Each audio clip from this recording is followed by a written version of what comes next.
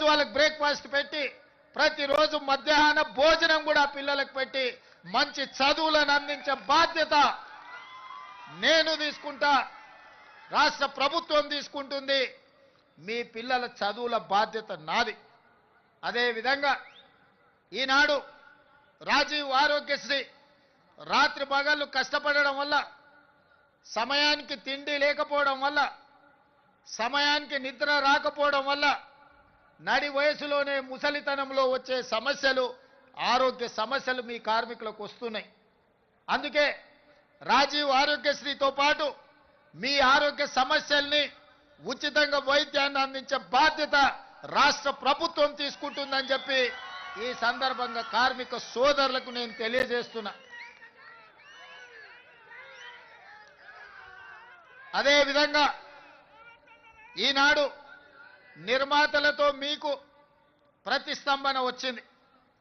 ఆనాడు రాష్ట్రానికి చెడ్డ పేరు రావద్దు, 18 రోజులు మీరు ధర్నాలు, దీక్షలు, నిరసన కార్యక్రమాలు చేపట్టిండ్రు.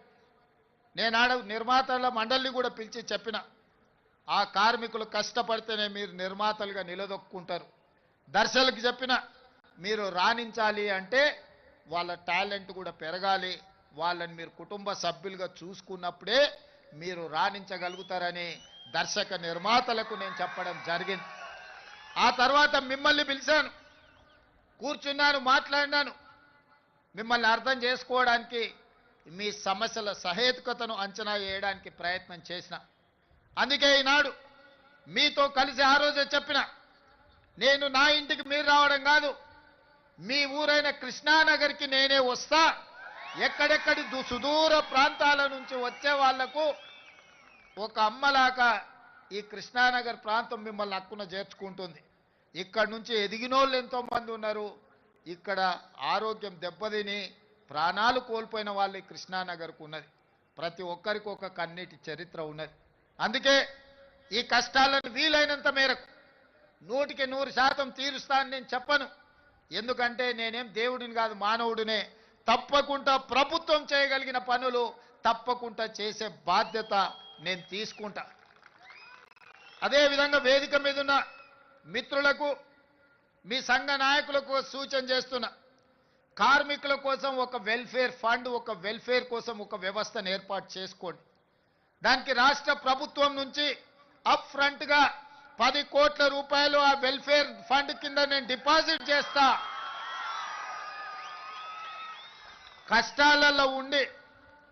కష్టాలలో మరణించే కార్మికులను ఆదుకోవడానికి ఆ నిధిని ఉపయోగించండి.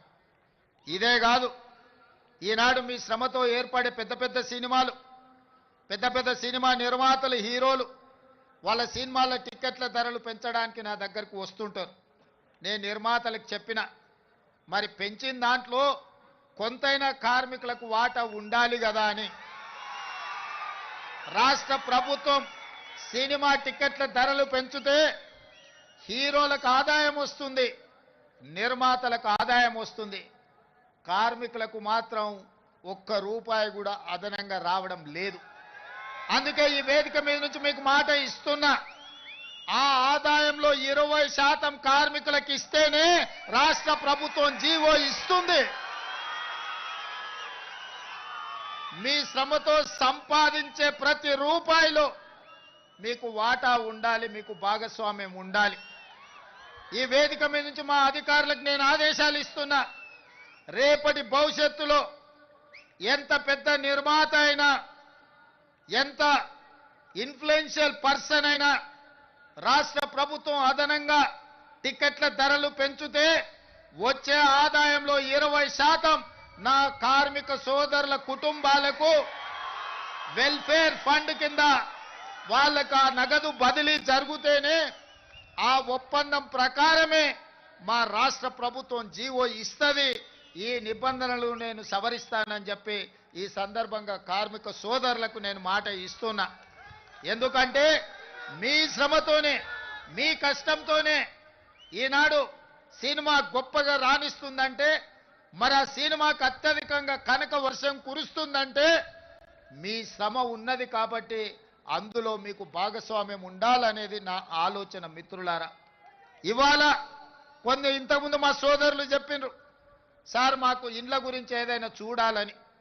తప్పకుండా ఈ కార్మికుల కోసం ఏం అవకాశాలు ఉన్నాయో నేను ఇంకా పరిశీలించలేదు.